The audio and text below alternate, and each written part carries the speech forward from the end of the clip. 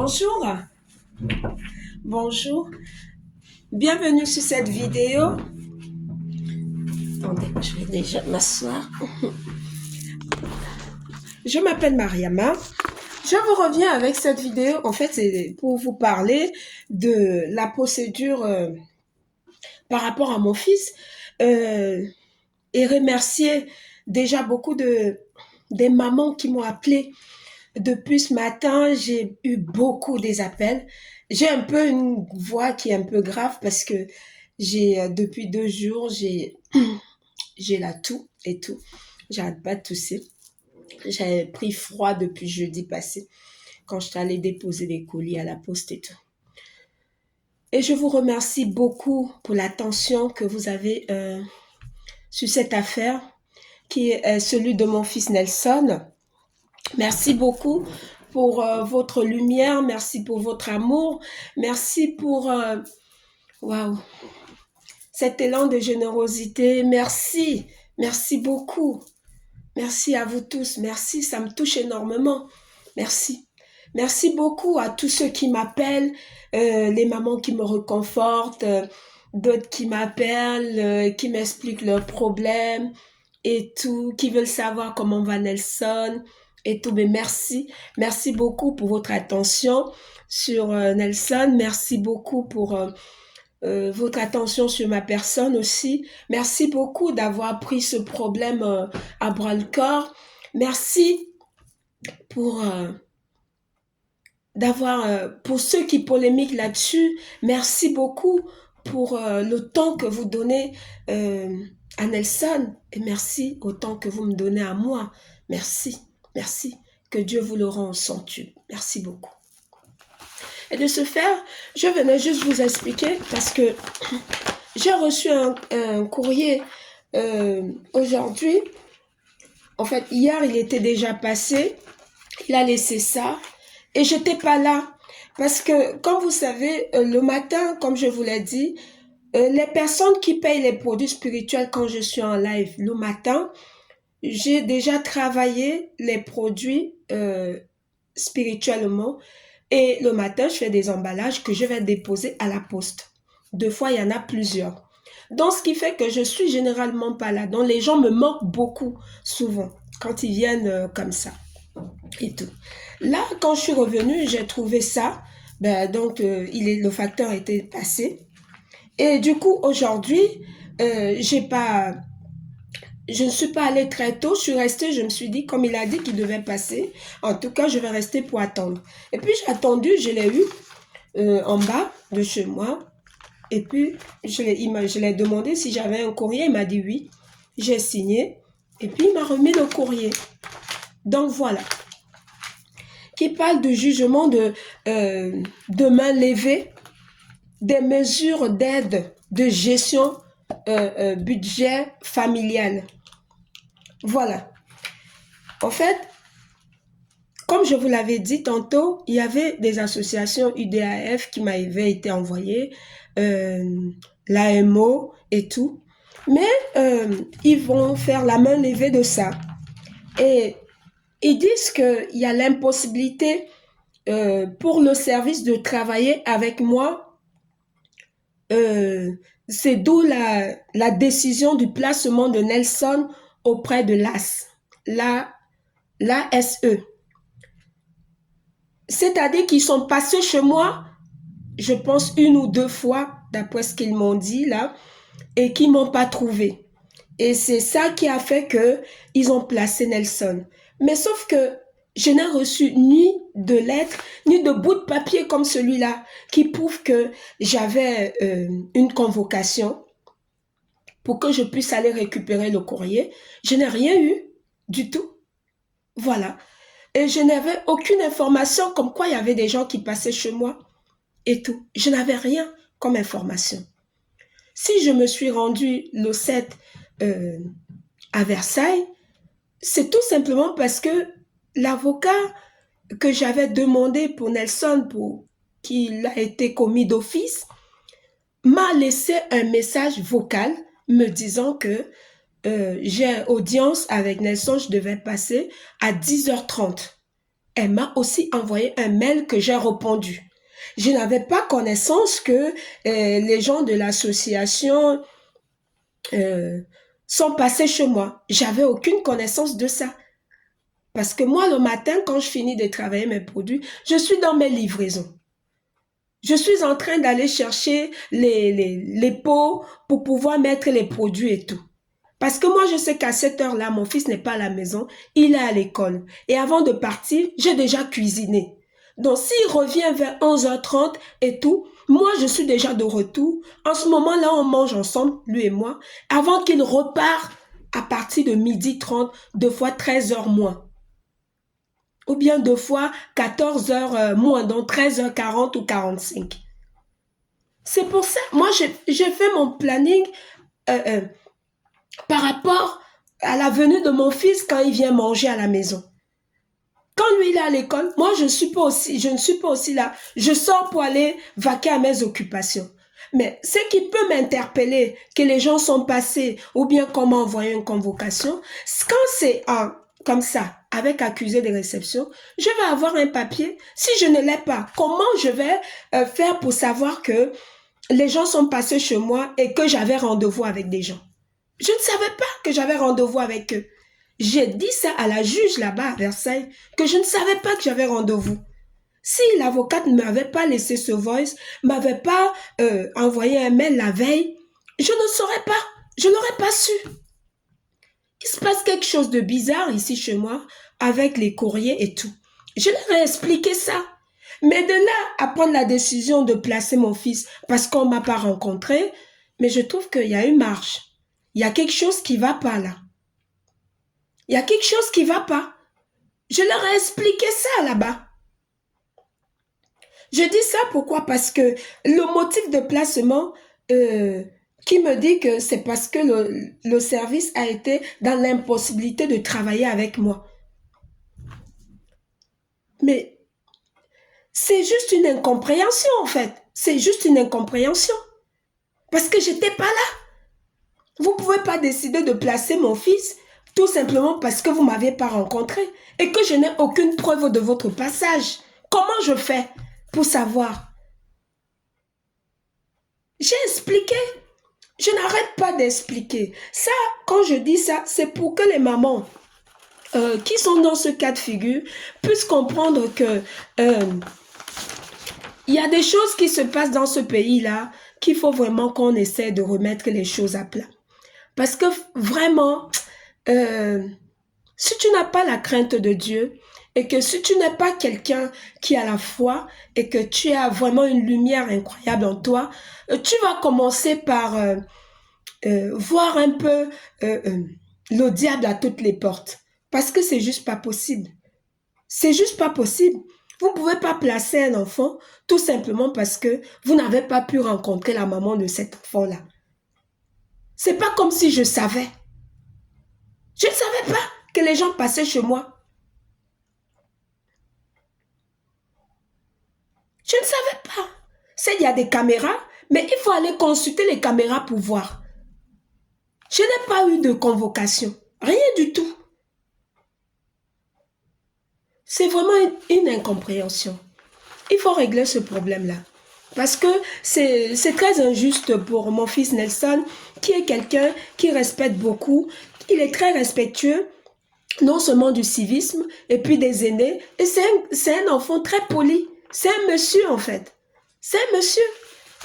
C'est quelqu'un qui n'aime même pas quand tu fais des erreurs de langage, tu parles genre un gros mot, ou bien si tu parles mal français, il te reprend tout de suite.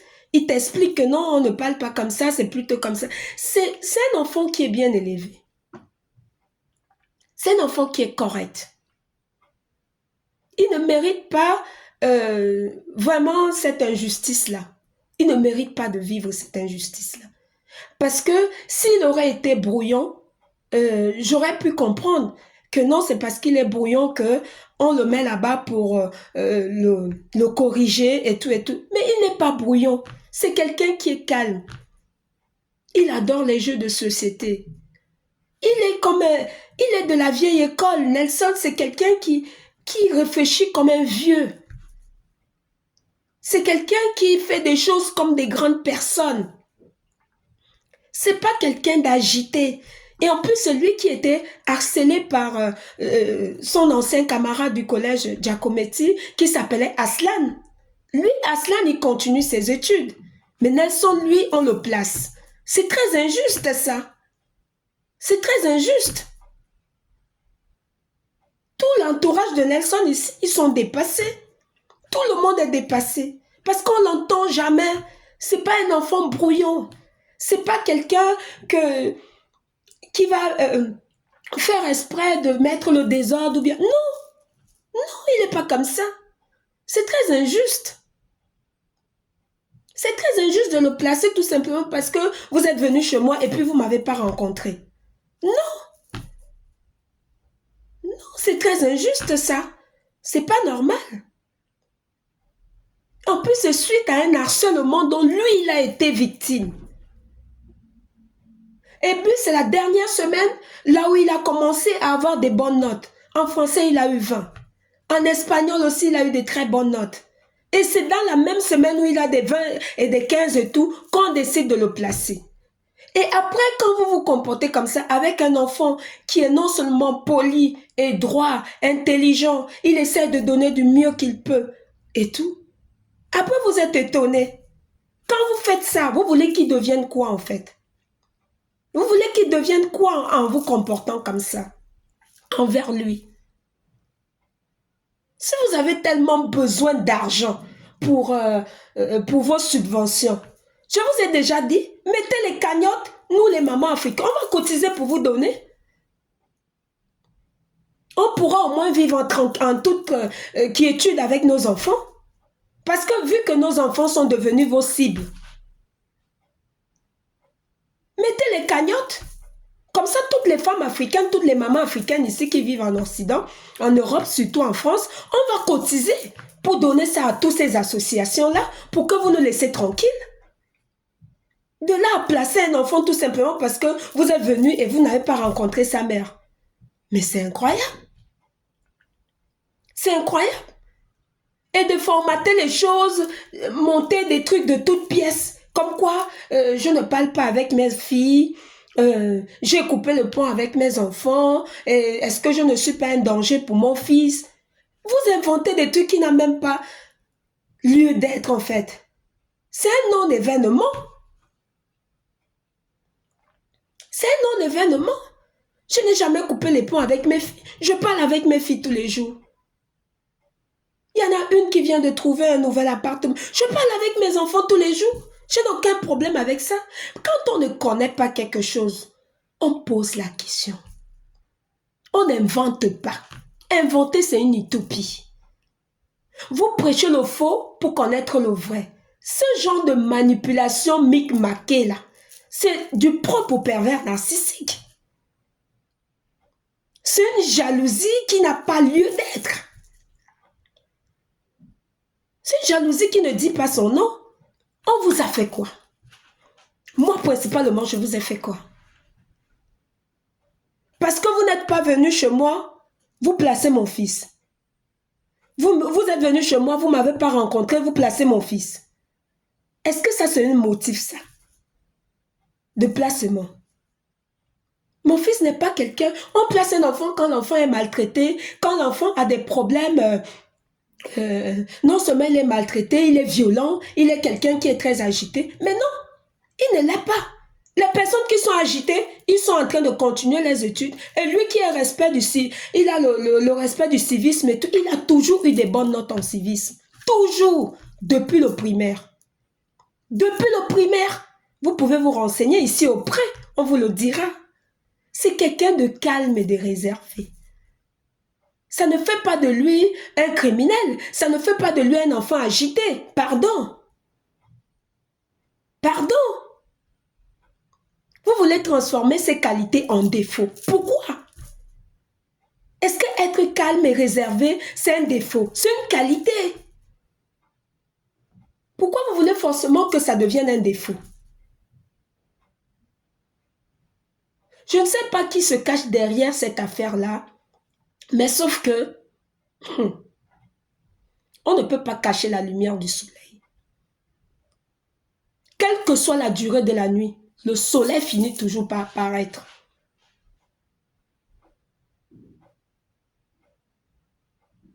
Voilà. Moi, je vous le dis calmement et face à face, je ne vais pas par 4 chemins. Moi, je ne suis pas le genre à faire les choses derrière. Je parle les choses ouvertement. Je vous ai dit que je n'ai rien à me reprocher. C'est comme ça que je parlais au collège Giacometti de Montigny. Je leur expliquais toujours comme ça, que chez moi, il ne se passe rien de malsain. Ils ne m'ont pas écouté. Jusqu'au jour où ils ont amené eux-mêmes en grande pompe, appelé maintenant les ambulances pour amener mon fils à l'hôpital. Et arrivé maintenant à l'hôpital, c'est là où le médecin, là où ils ont envoyé mon fils, a fait le rapport comme quoi mon fils était harcelé dans leur établissement. Alors que pour eux, ils pensaient que c'était moi qui maltraitais mon fils à la maison. Alors que je ne sais même pas ce que c'est que la maltraitance.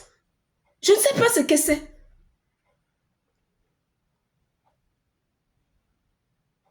Et maintenant, quand le rapport est venu que c'était eux, c'était là-bas que ça se passait. Et mon fils passait son temps à leur dire. Ils ne l'ont pas cru. Tout simplement parce que sa maman est de peau noire. Et que Aslan, lui, il est blanc de père et de mère. C'était ça. C'est un racisme déguisé. C'était uniquement ça.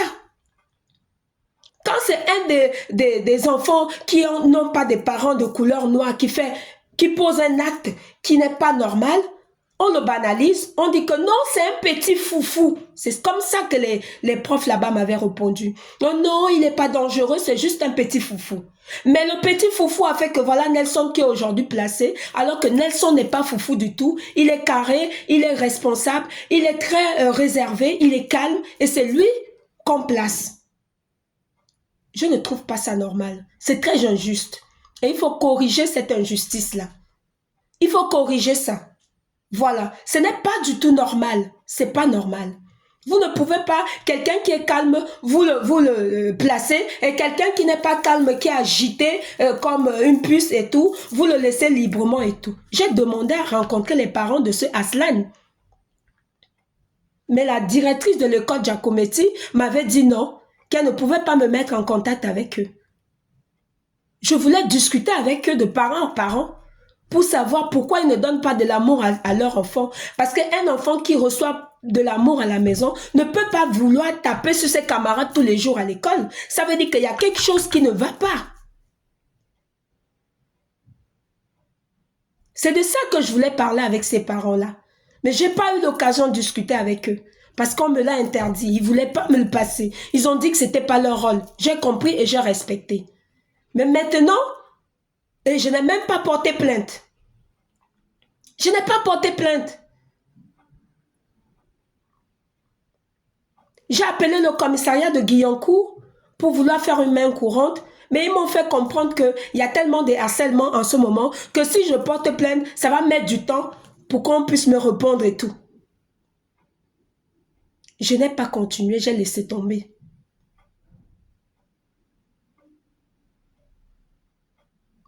Et c'est maintenant mon fils qui est maintenant placé. Lui qui était victime. La victime est placée et la personne qui l'a attaqué est dehors. Vous trouvez ça normal? Elle est où la justice ici? La justice, elle est où? Ça, c'est 2 poids 2 mesures, ça. C'est une justice faciale. Il a une maman africaine et l'autre n'a pas de maman africaine. Ben, du coup, pour lui, il n'y a pas de justice, quoi. Non seulement il n'y a pas de justice, mais en plus de ça, on doit le placer. Pourquoi? Pourquoi?